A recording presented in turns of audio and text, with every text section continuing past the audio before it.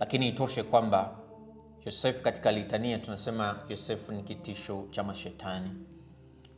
Na kila wakati tunapopambana na nguvu zile za yule mwovu, basi tukimbilie nafasi hiyo na maombezi hayo ya mtakatifu Yosefu. Yeye ndiye kichwa cha familia takatifu, aliyekuwa na mamlaka na ulinzi ya Bwana wetu na Mwokozi wetu Yesu Kristo. Ni yeye aliyewaunganisha Maria na Yesu. Ni wao waliomsikiliza kwa maongozi yake. Alisimama katika nafasi yake kama baba mlishi katika familia hii takatifu. Tutambue Yosefu hakuwa tu fundi seremala ambaye ndiyo kazi yake tunayosikia katika maandiko, lakini alikuwa na jukumu kuu ambalo lilikuwa ni kumtunza, kumlinda na kumlea mtoto Yesu. Utume wake huu ulikuwa ni wa muhimu, lakini ulikuwa ni wenye kikomo, kwa sababu tunaambiwa katika mapokeo kwamba mtakatifu Yosefu alikufa Yesu akiwa kijana kabisa, kabla hata utume wake. Alikufa mikononi mwa Yesu na Maria, na ndio maana Yosefu ni mwombezi wa kifo chema, kwa sababu ni yeye aliyekufa katika mikono hii ya Maria na Yesu.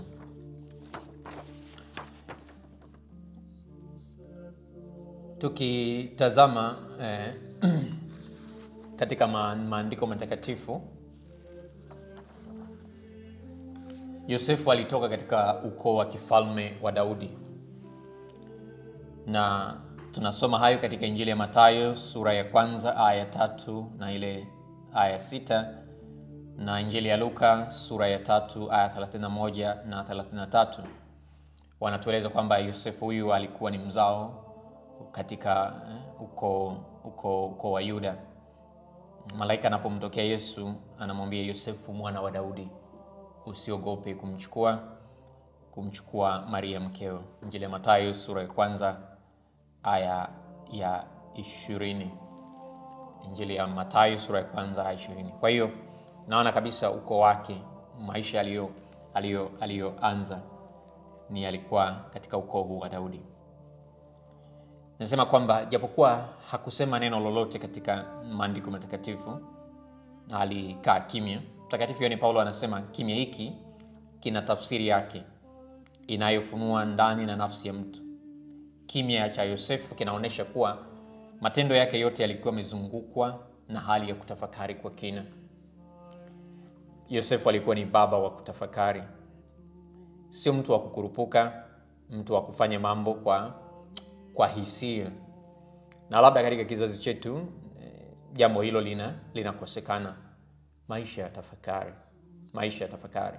Pamoja na mahangaiko ya nafasi ya mwanamume katika maisha yetu, lakini mara nyingi hayajagubikwa na tafakari. Na ni katika tafakari ndipo tunaweza kuisikia sauti ya Mungu, ni katika tafakari ndipo tunaweza kujirekebisha, ni katika tafakari ndipo tunaweza kujua wapi adui anaweza kuingia na kuiharibu familia.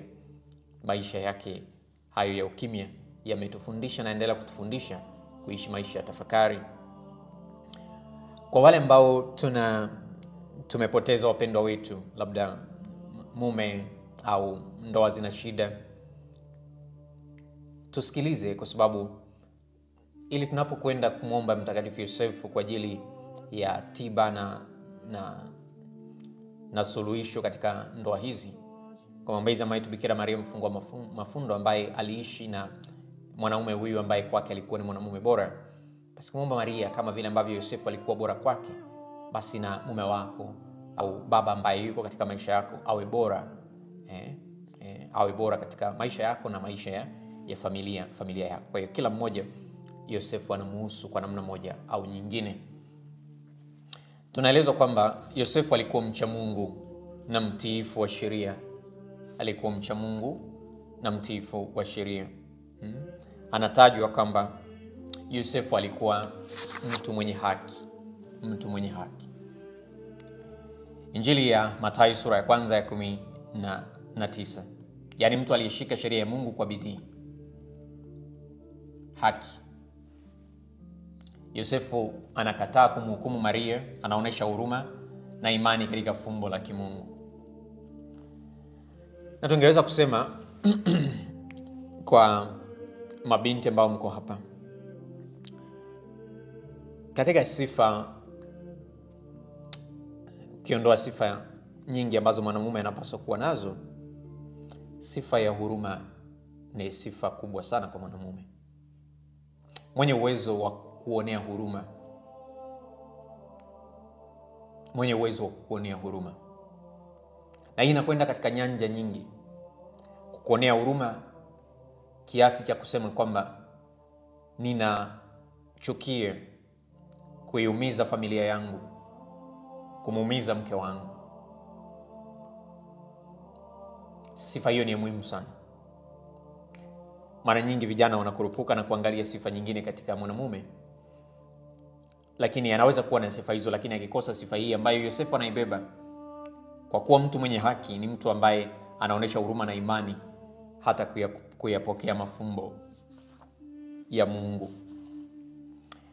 Haki ya Yosefu ni kuishi sawasawa na sheria ya Mungu, huku akiepuka kuhukumu mioyo ya watu. Licha ya ujauzito wa Maria, Yosefu alitafuta mapenzi ya Mungu baada ya kuhukumu kwa haraka. Hiyo ndio tumesema maisha ya tafakari. Anakuwa mwepesi wa kusema mapenzi ya Mungu katika hili ni lipi. Haki hii ya Yosefu inamaanisha imani aliyokuwa nayo kwa mwenzake na msamaha aliyokuwa tayari kuachilia kwake, ikionyesha mafundisho ya Kristo ya kuacha kutohukumu au kumhukumu yoyote. Na mara nyingi ambapo hatuhukumu,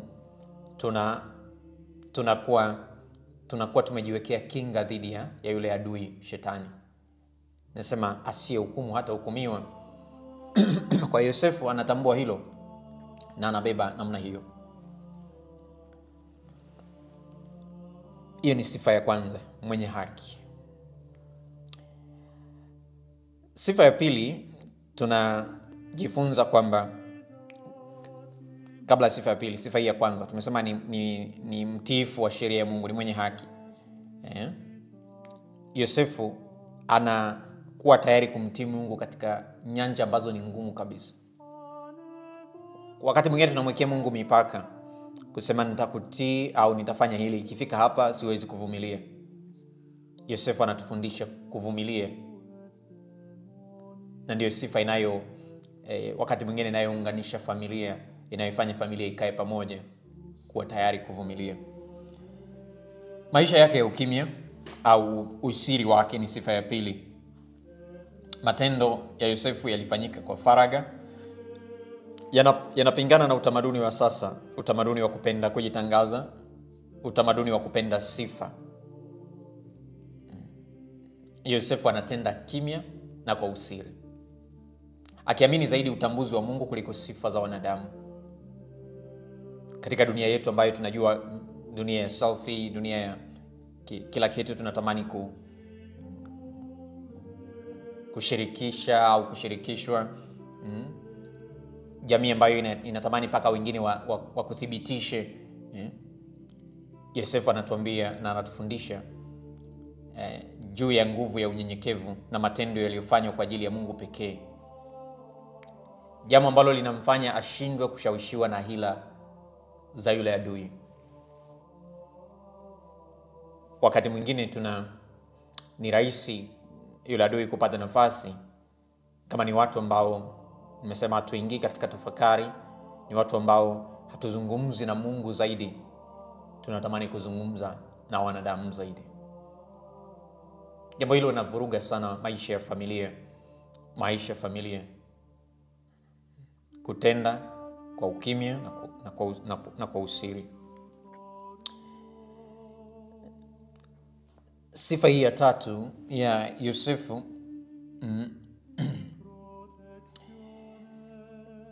tunasema ni sifa yake ya anaonesha kuwa ni mtu wa sala. Mtu wa sala. Mara baada ya ile tangazo lake la kuambiwa kwamba mke wake na anamuona mke wake ni mjamzito, tunaambiwa Yosefu ni kama aliingia kwenye sala, kwa sababu pamoja na huzuni aliyokuwa nayo, huyu alimpenda, anaona katika hali hii, lakini aliingia katika sala tafakari na sala ya Yosefu, tafakari ya kina ya Yosefu na kutoa hisia zake kwa Mungu. Angeliweza kulipuka, angeliweza kumgombeza Maria, lakini hatusikii wala hatusimuliwi kwamba Yosefu alimgombeza Maria au kutaka kujua nini kimetokea, bali alirudi ndani na kukaa kwa kimya na kutafakari. Yosefu anachakata huzuni na mashaka yake kwa sala badala ya kushtuka na kukimbilia vitendo vya haraka. Ndiyo sifa ya baba, baba anayesubiri, anayetafakari.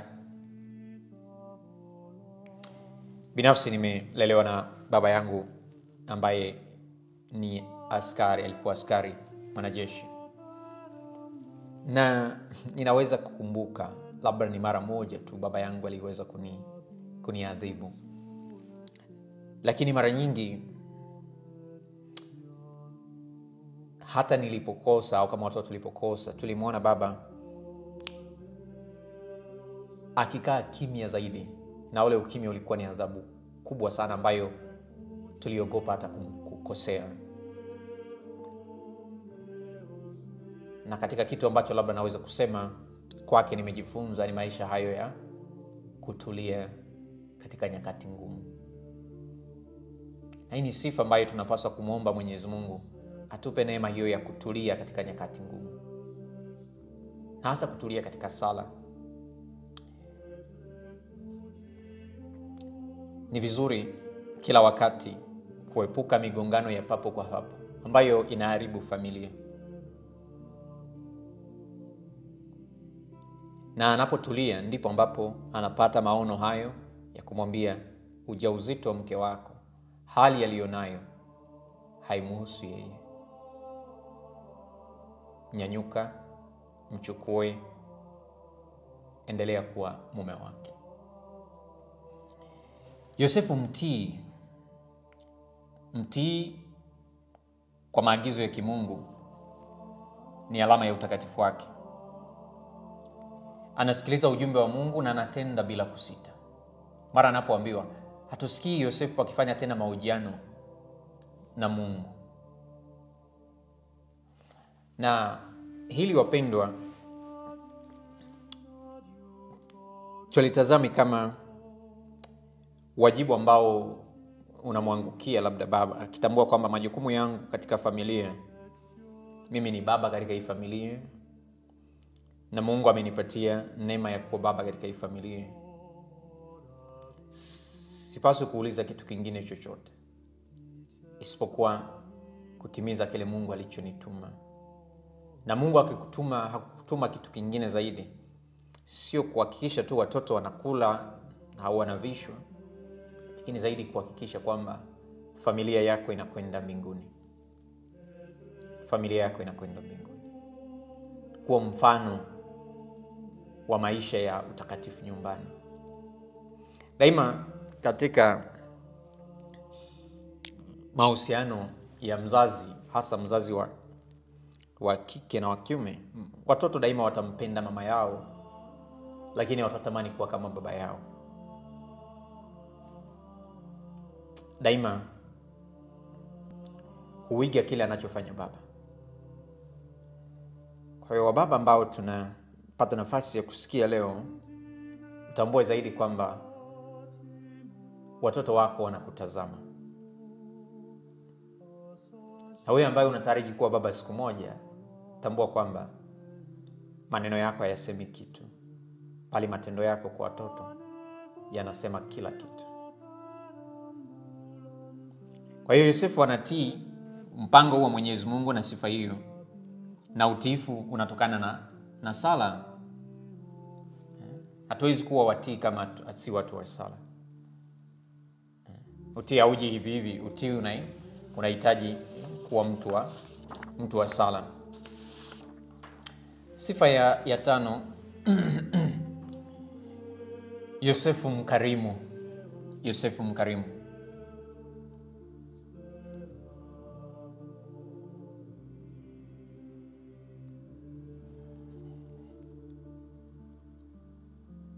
Yosefu kukubali kwake kumpokea Maria na Yesu ni mfano wa kuachia udhibiti binafsi na kukumbatia zawadi za Mungu. Ukarimu huu wa Yosefu, yani anajitoa nafsi yake nzima. Unaweza kuimagine kwamba ni majitoleo gani aliyokuwa nayo huyu baba ya kuishi ni kama anaishi na mafumbo mawili, Mungu na huyu mke wake, lakini anakubali kuwa mkarimu, kusema maisha si yangu tu.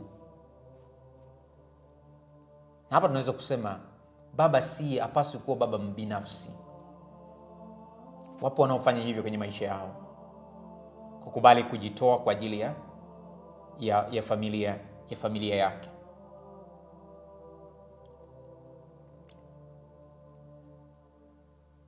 Na ukarimu huu wa Yosefu unaleta furaha ya kweli, na ukarimu huu tukiuiga utaleta vile vile uhai wa kiroho katika nyumba. Kukubali mapenzi ya Mwenyezi Mungu, na anajikabidhi kwa dhati mikononi mwa Mungu, akijua kwamba maisha yake kuanzia sasa yanamtegemea Mungu. Sifa ya 6 ya Yosefu ni Yosefu mlinzi. Nasema mlinzi wa jamaa takatifu, mlinzi wa familia takatifu. Yosefu anamlinda Yesu na ni mfano wa ulinzi wa kiroho kwa wazazi. Kama Yosefu anavyomlinda mwana wa Mungu, wazazi wanapaswa kulinda nafsi za watoto wao.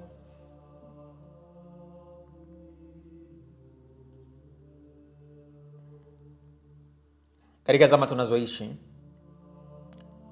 kama wazazi hawako makini, mtoto anaweza kudhurika pale pale alipo, karibu kabisa na wazazi, bila wazazi kujua.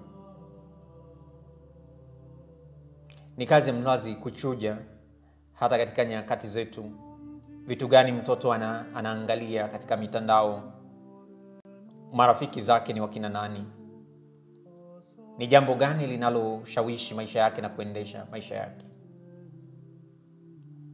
Ulinzi huu si tu ulinzi wa kimwili, lakini hasa ulinzi wa kiroho. Na hivyo kuweka afya ya kiroho na kuipa kipaumbele kuliko jambo lingine lolote la watoto wako. Hii ni njia ya kupinga mashambulizi ya adui kwa familia na kulinda imani.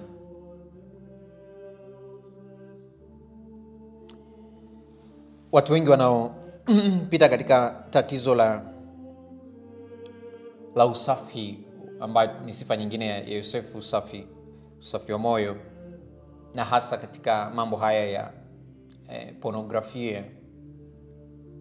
Mambo haya wengi yametokea karibu kabisa na wazazi, bila wazazi kujua.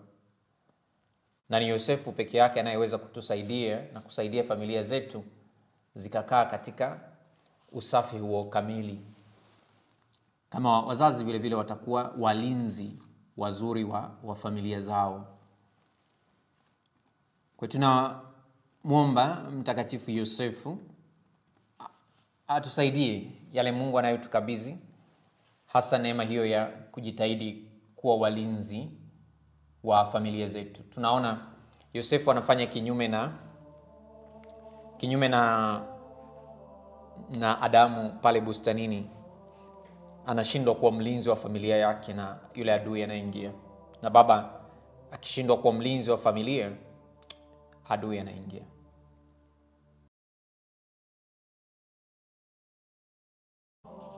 Yosefu anaonesha vile vile mfano wa msimamizi mwenye busara anayetimiza wajibu wake katika familia.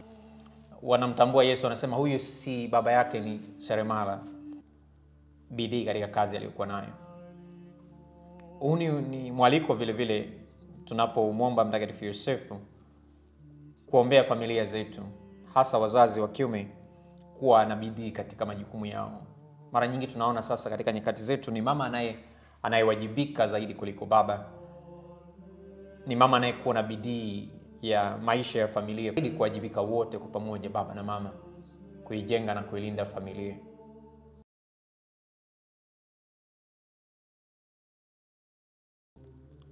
na tunajua kwamba hata anapokwenda hekaluni kumta mambo ya ibada, mara nyingi baba wanapuuza mambo ya ibada. Ni kwa sababu ni aliyempeleka Yesu hekaluni. Kila mwaka ilimpasa Myahudi kwenda hekaluni mara mbili au mara tatu kwa mwaka, lakini walikwenda. Yosefu ndiye aliyekwenda.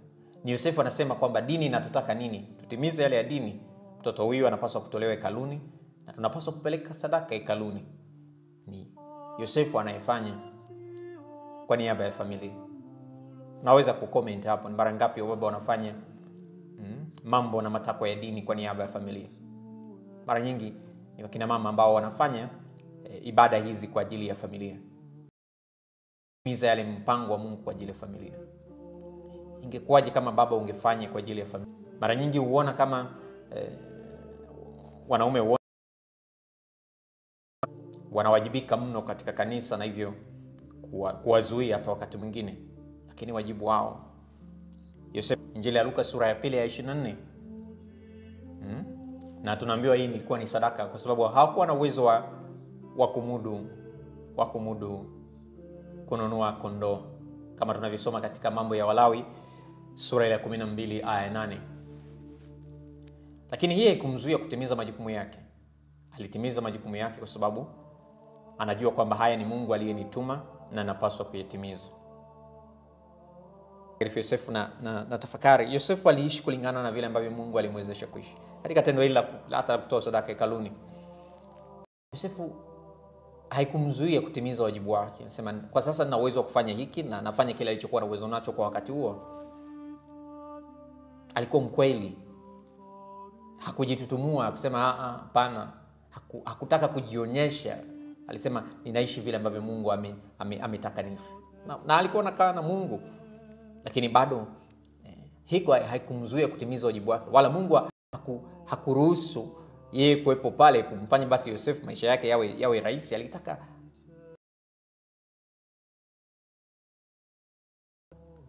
sababu ndani mwake amepanda kila aina ya ubaba ulioko kwake. Mababa ambao ni viongozi, ni kuhani majumbani mwetu. Nafasi ya baba katika maisha ya familia. Na yule adui katika familia, kama msipoungana vizuri mkasimama katika sala, basi yule adui huwa anapita katika mlango huo, hasa mlango huo wa kumdhoofisha katika mambo ya kiroho. Mali fulani katika familia, na walipiga simu usiku sana. Mama alipiga simu kusema kwamba yupo, muamshe na mpe simu. Na baba alipopigia simu, pale alimwambia kwamba naomba umwombee mtoto wako na umwambie huyo pepo atulie. Sema padri, mimi siwezi. Akasema sema, kwa sababu wewe una mamlaka kama baba katika nyumba hiyo. Na baba alipofanya, ni kweli yule mwovu alitulia, na mpaka asubuhi walipomleta kanisani. Unaona nguvu ya baba katika maisha ya watoto wake, maisha ya familia. Ni kuhani nyumbani. Hata wengine wazazi, mwambie wazazi wa kiume wawabariki watoto, waombee. Ni familia, ni kanisa la nyumbani linalohitaji nguvu ya mzazi wa kiume. Hiyo ni nafasi ya usimamizi. Mtakatifu Yosefu vile vile, karibuni hapa kuna mwenzetu hapa mmoja ambaye tunasali naye, anaweza kutoa ushuhuda wake. Alipita katika changamoto kubwa katika maisha yake na ndoa yake, na aliponishirikisha nilimpatia novena ya siku 30 ya Mtakatifu Yosefu, na kwa uaminifu alisali. Na anasema mara baada ya novena ile, alikuwa ni baba katika familia, anasema padri, maisha yangu yamebadilika sana. Hata yale ambayo nilitegemea nilitaka kuyafanya ambayo hayakuwa maamuzi mazuri, lakini kwa sababu nilikimbilia kwa Yosefu, sasa nina amani na ninafurahia familia yangu. Kwa hiyo Mtakatifu Yosefu anatufundisha hayo na nafasi yake ni kubwa katika maisha yetu. Kwa hiyo sifa hiyo ni mlinzi nimesema, lakini vile vile ni msimamizi. Kama watoto wanakosa heshima hapo nyumbani, si tu chanzo chake si tu mama, lakini vile vile baba hajasimama imara, kwa sababu baba ni mlinzi wa maadili nyumbani, na hasa maadili ya mtoto wa kiume. Tunaelezwa vile vile kwamba Yosefu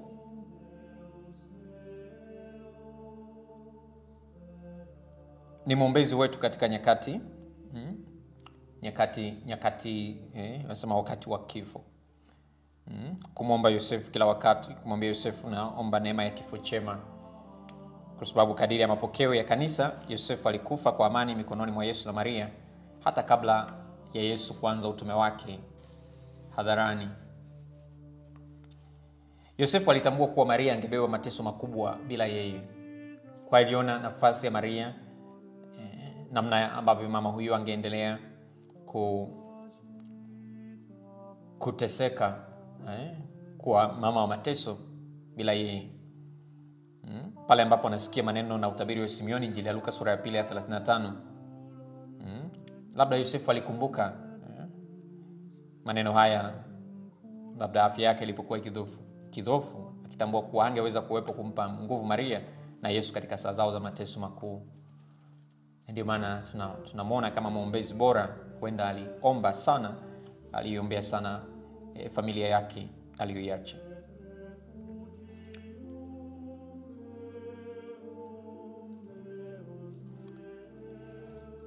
Lingine linalonigusa kwa Yosefu ni Maria alipokwenda kumsalimia au kumtembelea Elizabeti. Tunaambiwa alikaa naye kadiri ya miezi 3. Na Yosefu anampa mke wake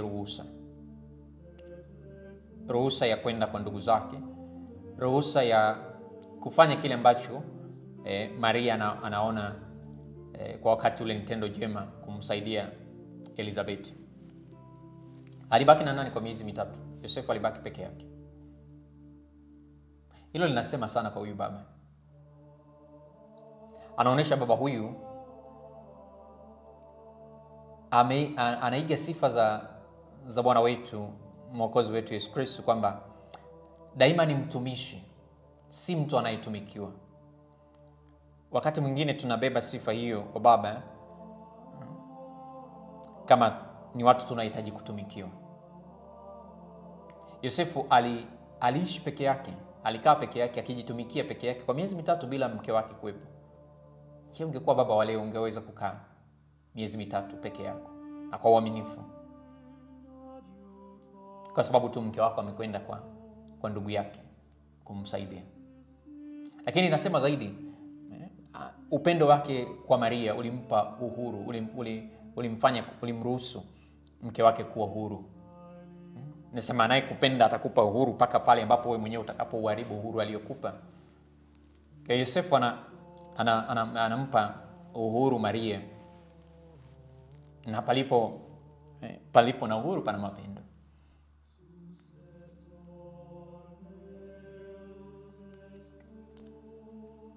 Yosefu pamoja na neema hii ambayo alipata au ambayo anayo, tunajua kwamba maisha yake hayakuwa mepesi vile vile. Jitihada zake za kuhangaika kwa ajili ya familia yake, tangu Yesu kutungwa mimba kwa Maria, jinsi anavyoteseka akigonga nyumba baada ya nyumba akitafuta mali Maria mke wake atakapojifungulia. Hapa tuzame tukio la Yosefu kuhangaika usiku kucha, na hata alipokwenda na kupata mahali ambapo akasema hapa kidogo pana afadhali. Yosefu alihangaika sana, na kama alivyohangaika kwa ajili ya familia takatifu, Yosefu anahangaika vile vile kwa ajili ya familia zetu. Ni vizuri tunapomshukuru Mungu kwa zawadi ya Yosefu siku ya leo, tumweke vile vile katika sala zetu, kumwambia Yosefu hangaike vile vile. Kama alivyohangaikia familia takatifu, hangaike vile vile kwa ajili ya familia zetu. Na hasa familia zinazopita katika nyakati ngumu. Yosefu mara nyingi tunamuomba tunapopita katika nyakati ngumu, hasa nyakati za kiuchumi. Tunamuomba wale wote ambao wana kazi fulani wanafanya, biashara fulani wanafanya, mradi fulani wanafanya, basi tumkimbilie Yosefu. Tumkimbilie Yosefu vile vile. Tumuombe, maombezi yake ni makubwa. Ni makubwa sana. Katika Agano la Kale, kitabu cha Mwanzo sura ya 41 aya 55 inasema hivi. Kitabu cha Mwanzo sura ya 41 aya ya 55 inasema, na nchi yote ya Misri ilipoona njaa, watu walimlilia Farao awape chakula. Farao akawaambia Wamisri wote, enendeni kwa Yusufu atakavyowaambia fanyeni. Enendeni kwa Yusufu atakavyowaambia fanyeni. Yusufu wa Agano la Kale ni taswira ya Yusufu wa Agano Jipya, au Yosefu wa Agano Jipya. Kama vile ambavyo Waisraeli walipopata shida wanaambiwa waende kwa Yusufu, nasi vile vile katika Agano ile Jipya tunaombwa na tunaambiwa enendeni kwa Yusufu atakachowaambia fanyeni. Mtakatifu Teresa Teresa mtoto Yesu anasema, hakuna jambo ambalo nilimpelekea Mtakatifu Yosefu nikakosa au akashindwa kunijibu.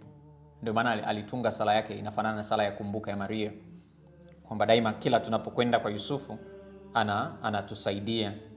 anatusaidia kwa msaada na maombezi yake. Kwa hii taswira kubwa alionayo ya Yesu kuhusu ubaba, Yosefu ni kielelezo cha kwanza cha maana ya ubaba. Hivyo kila Yesu alipomuita baba yake wa mbinguni katika sala, hata pale msalabani alipolia, Baba, mikononi mwako naiweka roho yangu, Injili ya Luka sura 23:46, katika akili yake binadamu alimfikiria pia Yosefu baba yake duniani, aliyekuwa kielelezo kizuri cha ubaba wa Mungu. Hivyo leo tutazame hilo, tuliombee hilo, tuombee ubaba katika familia zetu ambazo nyakati hizi zinakumbwa na changamoto, ili sote tufanane na familia hii takatifu. Katekisimu ya Kanisa Katoliki nambari 2207 inatuambia kwamba familia ni jumuiya ambayo tangu utotoni mtu anaweza kujifunza maisha ya maadili, kuanza kumheshimu Mungu na kutumia vyema uhuru wake. Katekisimu inatuambia vile vile nambari 2384, talaka ni kosa kubwa sana dhidi ya sheria ya asili. Inadai kuvunja agano ambalo wanandoa walikubali kwa hiari kuishi pamoja hadi kifo. Kwa hii jamii ambayo sasa hivi tunaishi, ambayo kuvumilia ni shida, kubeba fadhila mbalimbali ni shida, watu wanasema tukishindwana tuachane, ni sauti ya yule adui, sauti ya yule mwovu, kamwe tusikubali kasikika kwetu.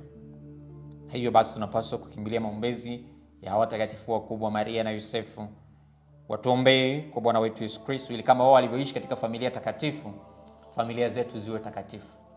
Na ziwe takatifu si kwa sababu hazipitii katika changamoto, bali pamoja na changamoto hizo basi ziweze kutakatifuzana.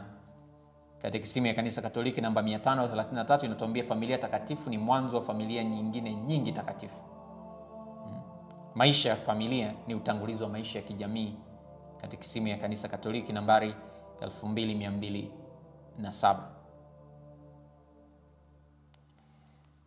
Kwa hiyo tuombe nini basi katika siku hii ya leo tunapomshukuru Mungu kwa ajili ya huyu mtakatifu Yosefu ambaye nimesema ni vizuri katika novena yetu tumtaje, na Maria mama yetu anafurahi tunapomtaja mume wake huyu bora ambaye alimpenda kwa mapendo makubwa sana.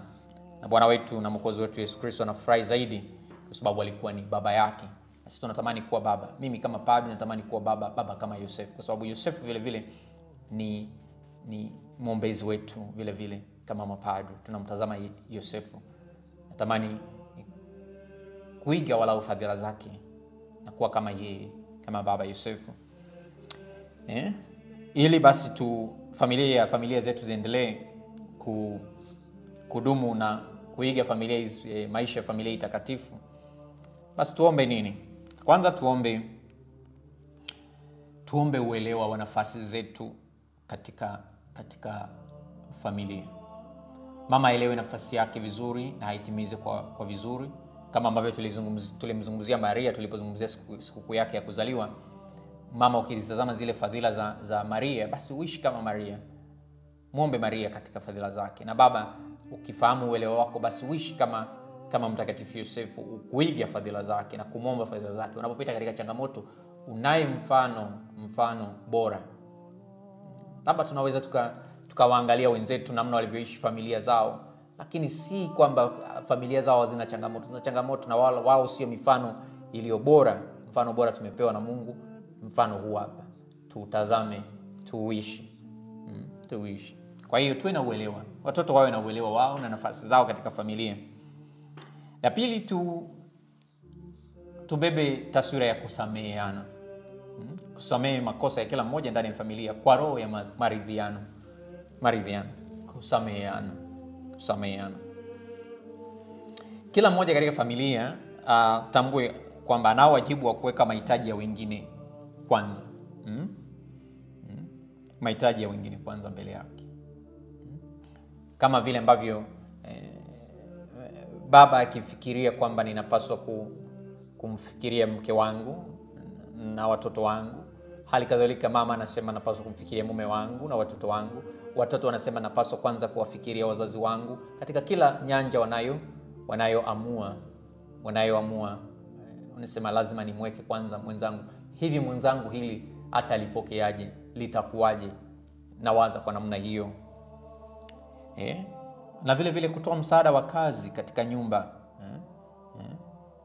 Kila mmoja na nafasi yake. Sionekane basi nafasi kila mmoja. Mara nyingi tunaposisitiza nafasi ya baba nyumbani, tunaweka kama utawala. Tunatamani heshima. Nilisema siku moja hapa, ukiona unaitafuta heshima yako, umeipoteza siku nyingi sana.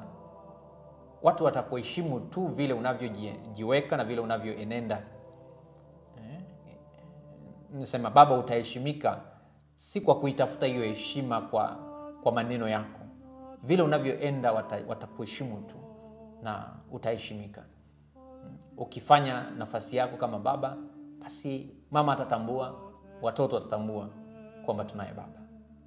Haijalishi nafasi ulionayo, hali ulionayo, lakini majukumu yale ya kwako kama baba. Kufanya kila mtu katika familia, tumuombe Yosefu atusaidie kwamba anathaminiwa na anakubalika kwa mchango wake na mawazo yake. Kutambua kwamba labda nyinyi ni watu wawili mliotoka katika mazingira na makuzi tofauti, na tofautiana, na kumwomba Mungu kwamba pamoja na tofauti zenu kuwe na maelewano. Si vibaya kutofautiana katika mawazo, lakini yawe na maelewano. Kama Yosefu hapo mwanzoni, unaona mawazo yake yalikuwa tofauti na Maria, lakini baadaye kulikuwa na maridhiano yaliyoleta umoja katika familia. Na hivyo kupokea mawazo ya wengine, kubali na kupokea mawazo ya wengine. Kujitolea muda wako, rasilimali na nguvu kwa ajili ya familia na wahitaji. Mmoja asijione kwamba ni mimi tu ninayewajibika au ni mimi tu. Maana yake kuna roho ya ubinafsi inaweza kuingia katika familia, kila mmoja akitaka kuhudumiwa. Na hii inawatesa wote, sio tu kwa upande wa kina mama, na hata wakina baba wanateseka kwa sababu wanajiona kama ni mimi tu ninayekamuliwa hapa nyumbani. Ni mimi tu. Na hii inawafanya wakati mwingine wa baba wakae mbali kabisa, wajifungie. Hakuna mtu anayeangalia hisia zake au anayeangalia mapito yake. Anaonekana basi baba anapaswa kuwa tough. Anapaswa kuwa tough. Wana hisia zao, wana machungu yao. Ni nani anayeyaona hayo? Nani anayeyajali hayo? Kwa hiyo ni vizuri kila mmoja kamtazama mwingine, na hasa katika nyakati zetu kutazamana katika hali hiyo. Tuulizane, are you okay? Uko sawa?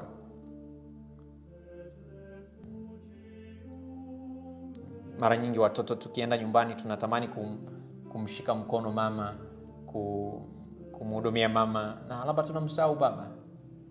Na inawaweka wazazi mbali wakati mwingine, kuona hata familia tunazozihudumia zinaenda mbali na sisi. Na tunaona kabisa katika nyakati zetu baba wengi wanakufa mapema, wanaondoka mapema katika familia zao. Labda wakati mwingine tunajiuliza na tujiulize, labda tumewasahau vile vile kuwajali. Na kuwajali wakati mwingine ni hata kuwazuia kujiingiza katika mambo au tabia ambazo zitaharibu maisha yao. Labda ulevi kupindukia, labda makundi ya ajabu, labda kutokujijali afya zao, kufanya kazi ambazo ni ngumu kupita kiasi. Kwa tunapaswa vile vile kufikiria vile vile kuhusu wao.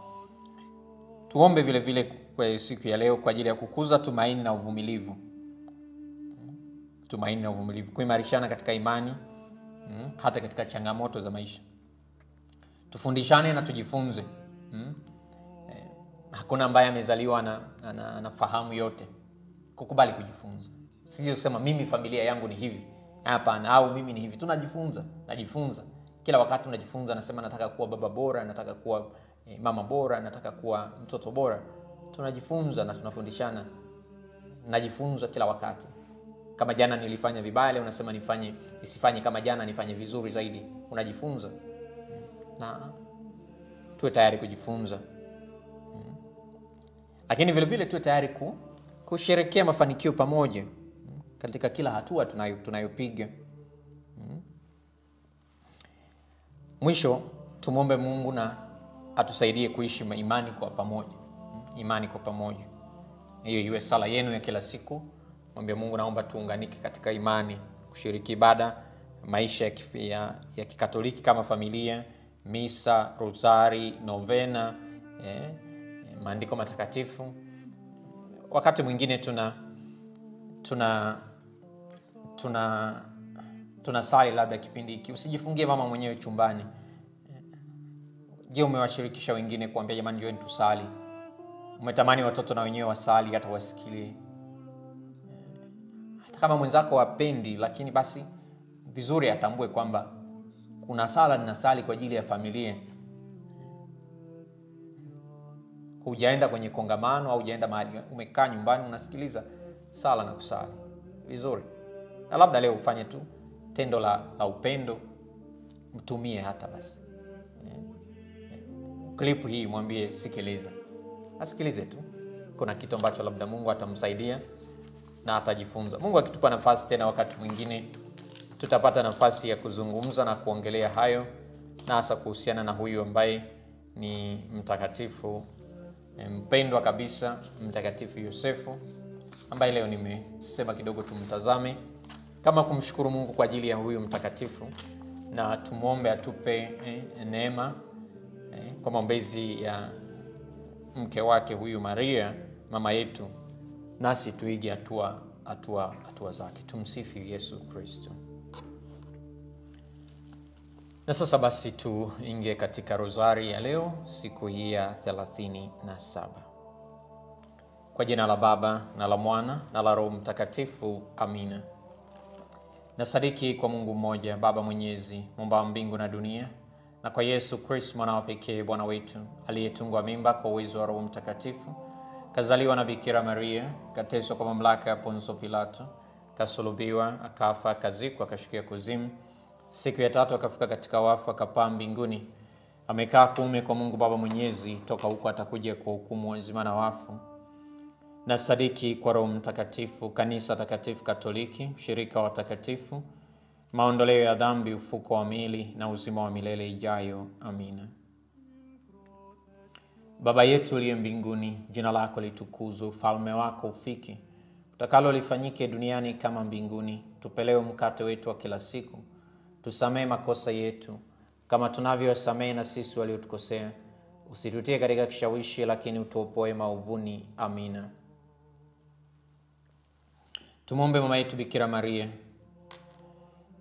yeye ambaye alimpenda Mtakatifu Yosefu, aendelee kutuombea tuishi fadhila za Mtakatifu Yosefu, na hasa tukiweka baba wote mikononi mwake, ili tuzidishiwe fadhila za imani, matumaini na mapendo moyoni mwetu. Salamu Maria, umejaa neema, Bwana yu nawe, umebarikiwa kuliko wanawake wote, na Yesu mzao wa tumbo lako amebarikiwa.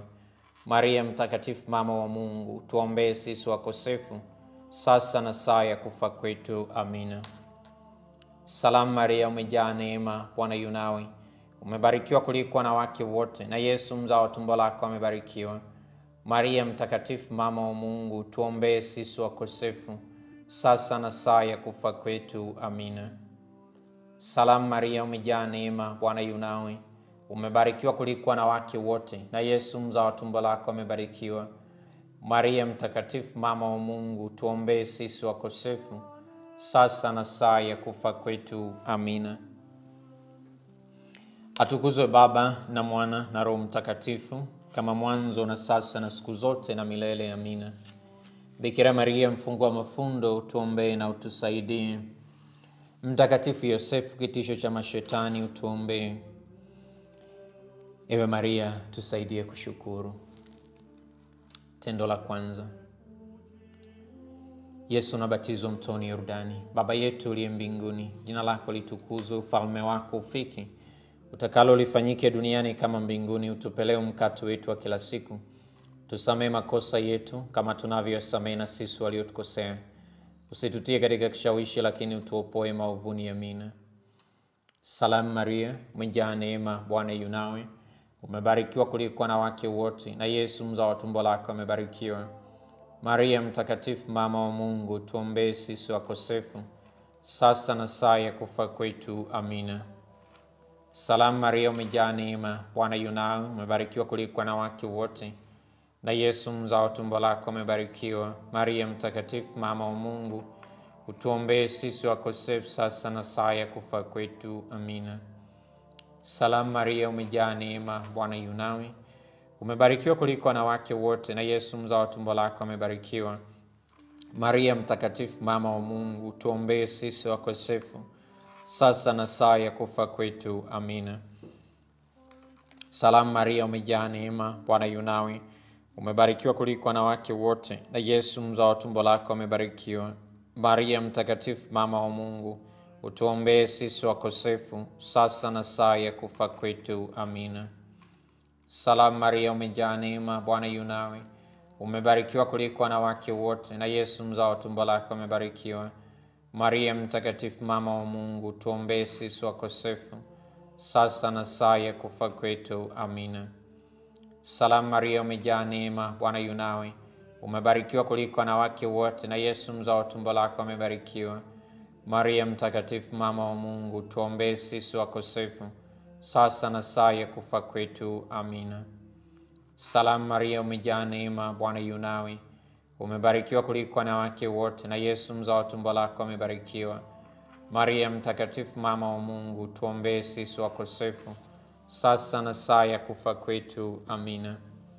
Salamu Maria, umejaa neema, Bwana yu nawe, umebarikiwa kuliko wanawake wote, na Yesu mzao wa tumbo lako amebarikiwa. Maria mtakatifu, mama wa Mungu, tuombee sisi wakosefu, sasa na saa ya kufa kwetu. Amina. Salamu Maria, umejaa neema, Bwana yu nawe, umebarikiwa kuliko wanawake wote, na Yesu mzao wa tumbo lako amebarikiwa. Maria mtakatifu, mama wa Mungu, tuombee sisi wakosefu, sasa na saa ya kufa kwetu. Amina. Salamu Maria, umejaa neema, Bwana yu nawe, umebarikiwa kuliko wanawake wote, na Yesu mzao wa tumbo lako amebarikiwa. Maria mtakatifu, mama wa Mungu, tuombee sisi wakosefu, sasa na saa ya kufa kwetu. Amina. Atukuzwe Baba na Mwana na Roho Mtakatifu, kama mwanzo na sasa na siku zote na milele. Amina. Bikira Maria mfungua mafundo, tuombee na utusaidie. Mtakatifu Yosefu kitisho cha mashetani, utuombee. Ewe Maria, tusaidie kushukuru. Tendo la pili, Yesu nageuza maji kuwa divai huko Kana. Baba yetu uliye mbinguni, jina lako litukuzwe, ufalme wako ufike, utakalo lifanyike duniani kama mbinguni. Utupe leo mkate wetu wa kila siku, tusamehe makosa yetu kama tunavyosamehe na sisi waliotukosea, usitutie katika kishawishi, lakini utuopoe maovuni. Amina. Salamu Maria, umejaa neema, Bwana yu nawe, umebarikiwa kuliko wanawake wote, na Yesu mzao wa tumbo lako amebarikiwa. Maria mtakatifu, mama wa Mungu, tuombee sisi wakosefu, sasa na saa ya kufa kwetu. Amina. Salamu Maria, umejaa neema, Bwana yu nawe, umebarikiwa kuliko wanawake wote, na Yesu mzao wa tumbo lako amebarikiwa. Maria mtakatifu, mama wa Mungu, tuombee sisi wakosefu, sasa na saa ya kufa kwetu. Amina. Salamu Maria, umejaa neema, Bwana yu nawe, umebarikiwa kuliko wanawake wote, na Yesu mzao wa tumbo lako amebarikiwa. Maria mtakatifu, mama wa Mungu, tuombee sisi wakosefu, sasa na saa ya kufa kwetu. Amina. Salamu Maria, umejaa neema, Bwana yu nawe, umebarikiwa kuliko wanawake wote, na Yesu mzao wa tumbo lako amebarikiwa. Maria mtakatifu, mama wa Mungu, tuombee sisi wakosefu, sasa na saa ya kufa kwetu. Amina.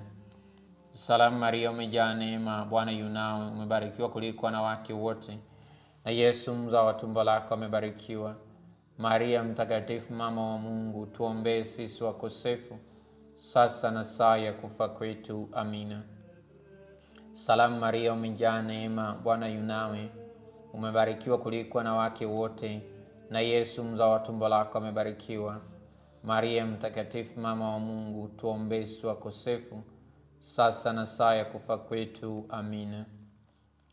Salamu Maria, umejaa neema, Bwana yu nawe, umebarikiwa kuliko wanawake wote, na Yesu mzao wa tumbo lako amebarikiwa. Maria mtakatifu, mama wa Mungu, tuombee sisi wakosefu, sasa na saa ya kufa kwetu. Amina.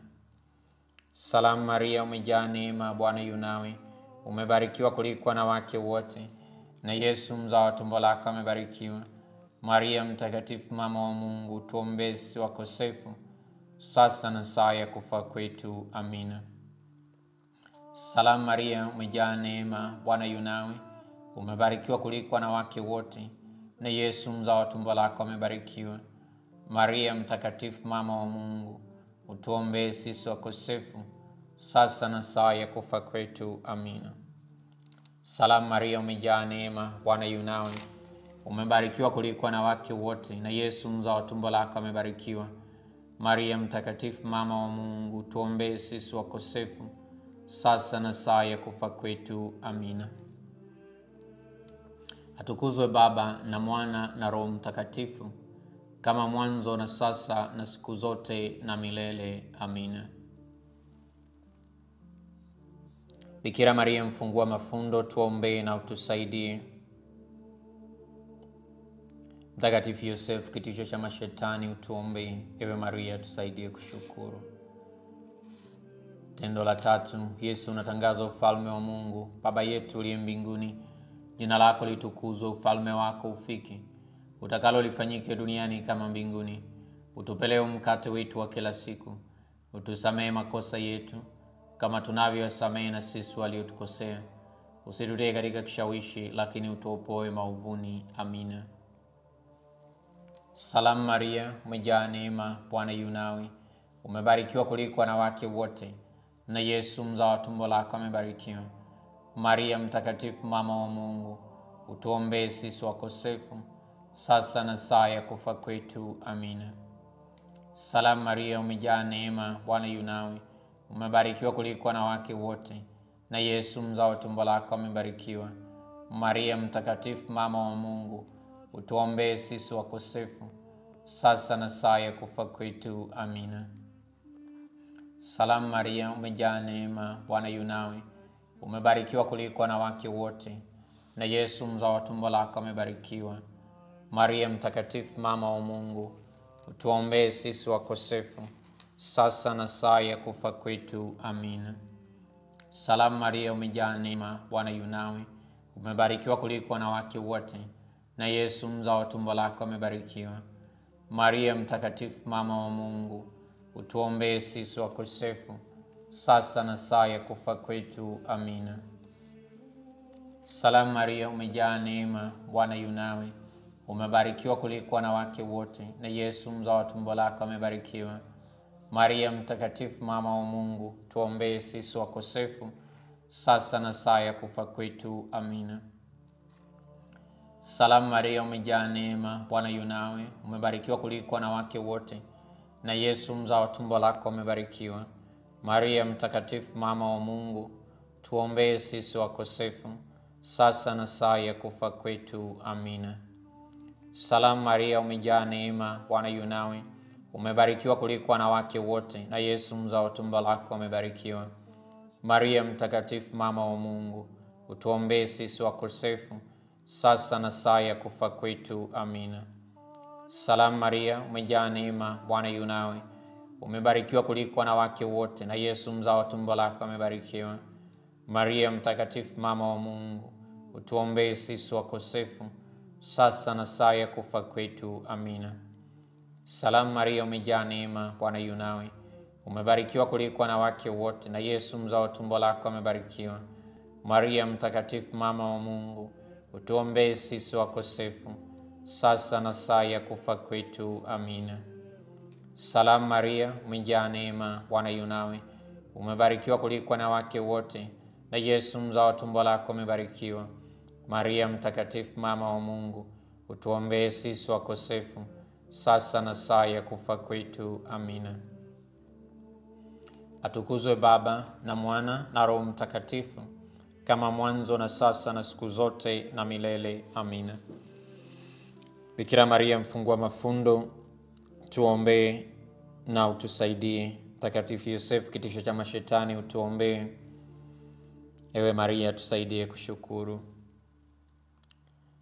Na sasa tusali tafakari siku hii ya 37.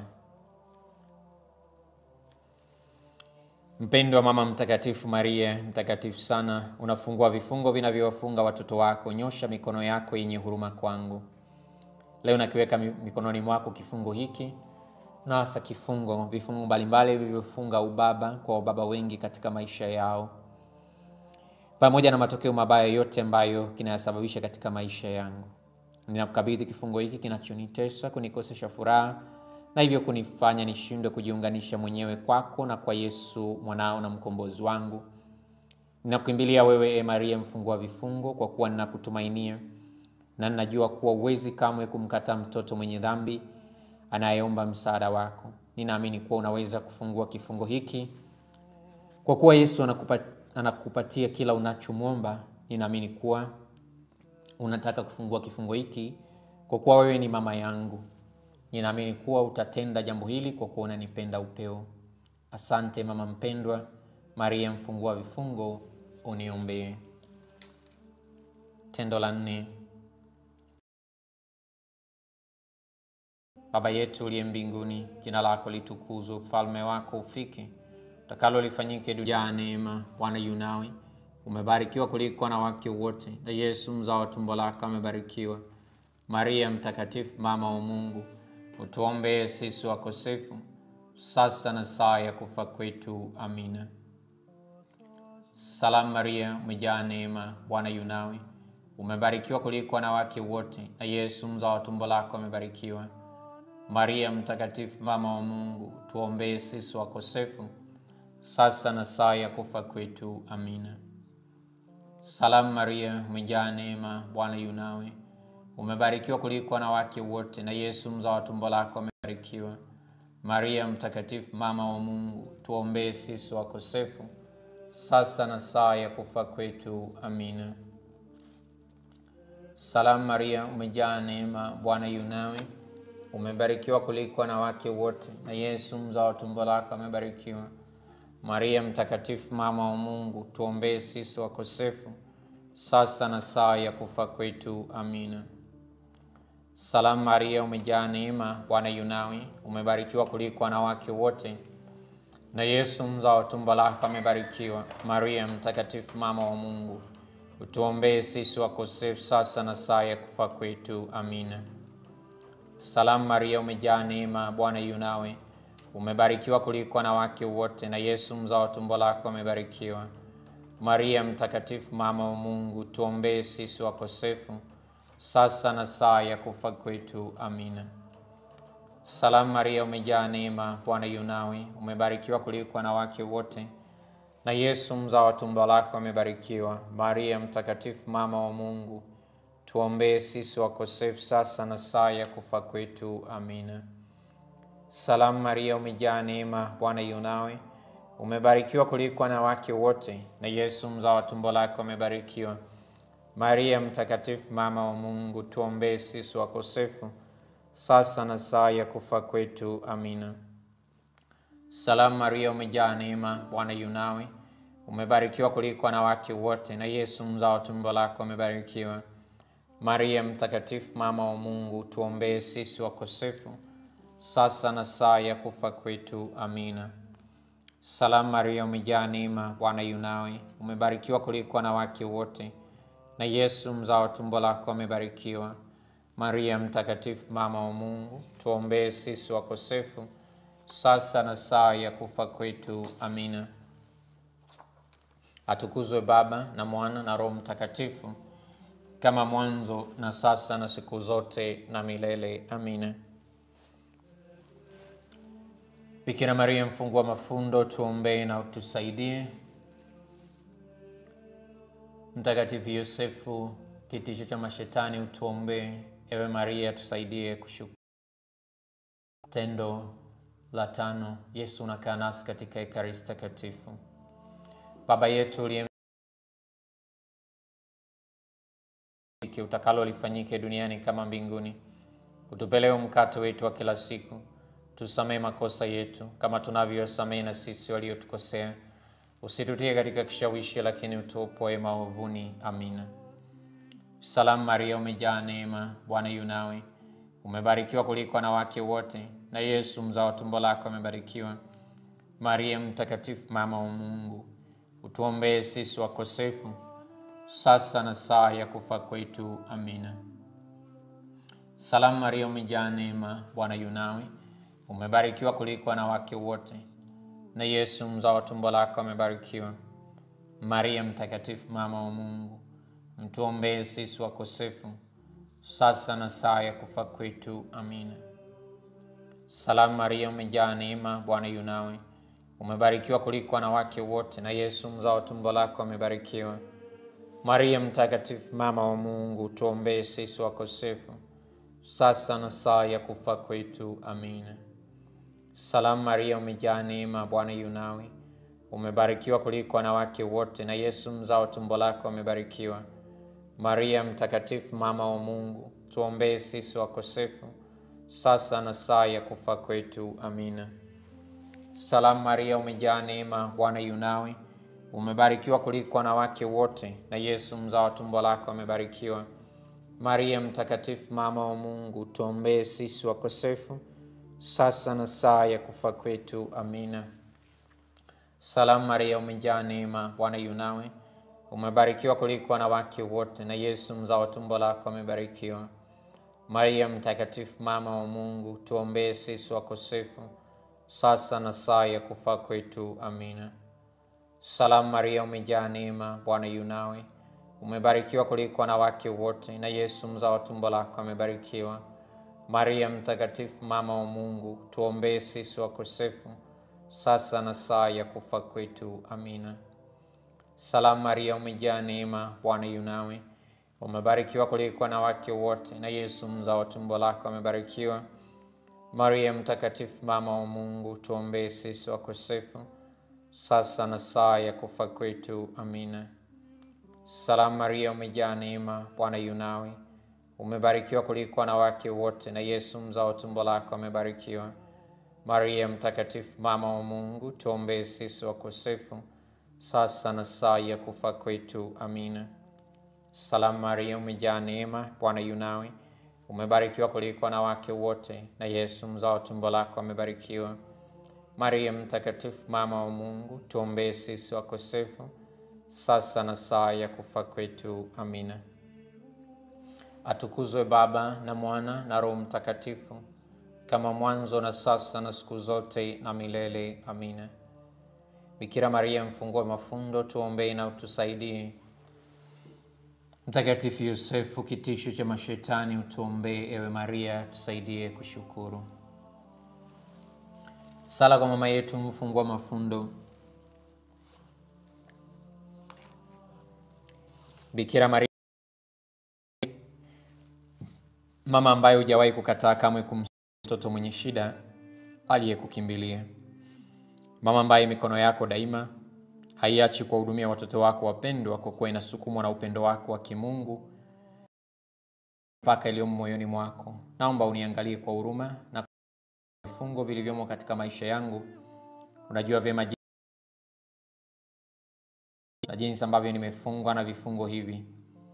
Maria, mama ambaye Mungu amekuamini na akakupa uwezo wa kufungua vifungo katika maisha ya watoto wake, na uweka mikononi mwako utepe wa maisha yangu.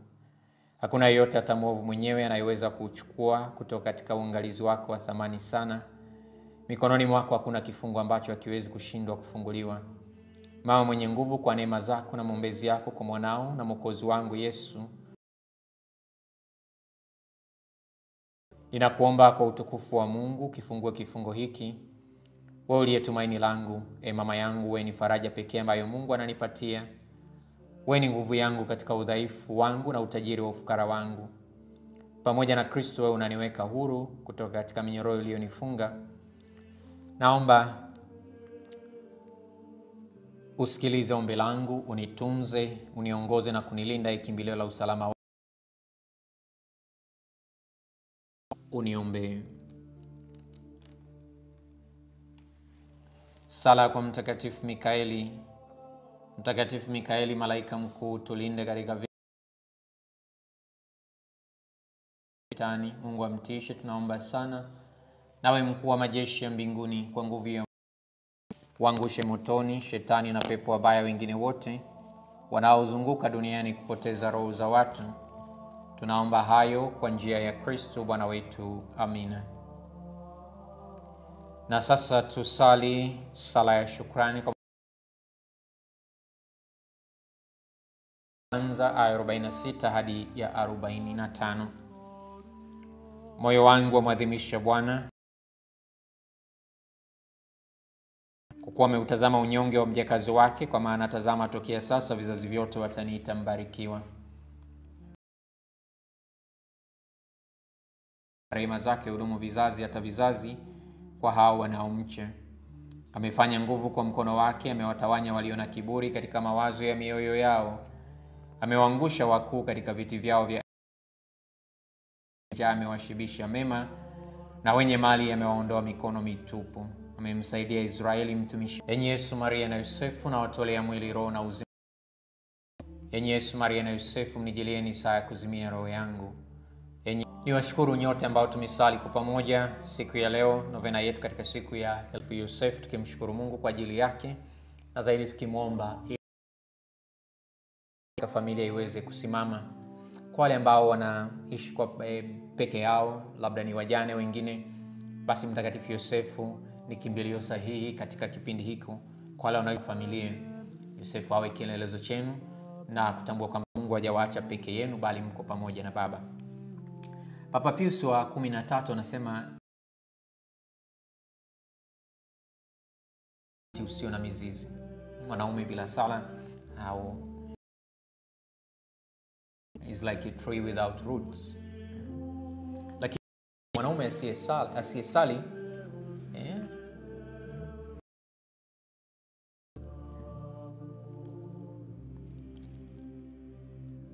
mtunzi mmoja anasema unaweza kuinua vyuma vyote utakavyo kama mwanamume, ukakusanya pesa ukawa na jina maarufu, lakini roho yako kama ni tupu, maisha ya kiroho ya mwanaume ni juu ya nguvu ambayo inasimama ngumu. Maisha ya kiroho, maisha ya sala ya mwanamume ni juu ya unyenyekevu wakati maisha yanapokupa majaribu. Bila sala, mwanaume, kiburi kinakuwa ni mungu wako. Bila sala hutaweza kushinda kwa sababu unapigana mwenyewe.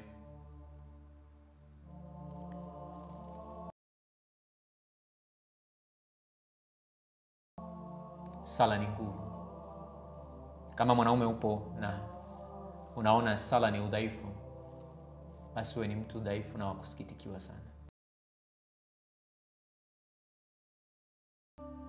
Na usimame imara katika sala, kwa kuwa ubaba wako utaonekana. Bwana awe nanyi, awabariki na kuwalinda Mungu Baba na Mwana na Roho Mtakatifu. Mjaliwe usiku mwema.